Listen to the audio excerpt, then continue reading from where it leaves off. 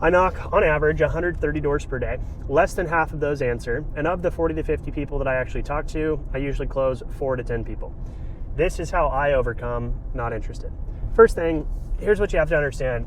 There's two types of not interested. There's the type where they answer the door and that's what they tell you. And then there's the type where you get all the way through your pitch and then they give it to you.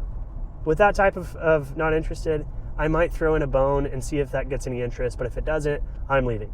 With the first type, however, you have to understand that they're not saying no to whatever you're selling. They're saying no to the interaction of me being a door-to-door salesperson and them being a homeowner that's uncomfortable. So therefore, it's not a true objection. It's just a defense mechanism to lower the discomfort in the short term.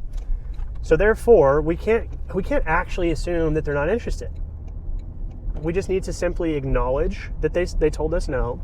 We need to offer a little bit of social proof that shows, hey, we do exist in the neighborhood. You can trust me. Other people hire us. And then we need to transition into the next part of our roadmap, which for pest control, we categorize people into 2 buckets. They either have a company or they don't, and we're going to handle those 2 different types of people differently. So putting all that together, it sounds like this. Hey, I'm not interested. Totally get it. No worries whatsoever. If that is the case, I'll just go and jet. Only reason I came by, though, we've got 42 customers that we've got in this neighborhood, and most of them came from another provider before using us.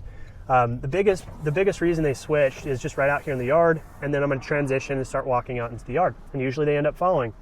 And the reason this works is because, hold on one second.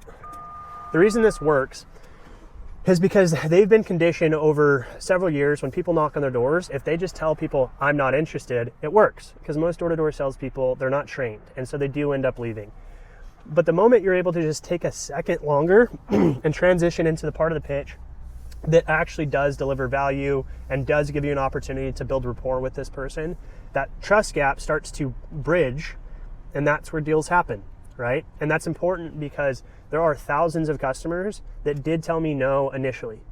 But because I chose to, go through a little bit of discomfort in the beginning by ignoring that not interested, I was able to serve them in the long term because I was able to switch them from a previous provider that wasn't serving them at a high level, or I was able to help them go ahead and hire a pest control company when they've been meaning to and they just haven't had a chance because their life is busy.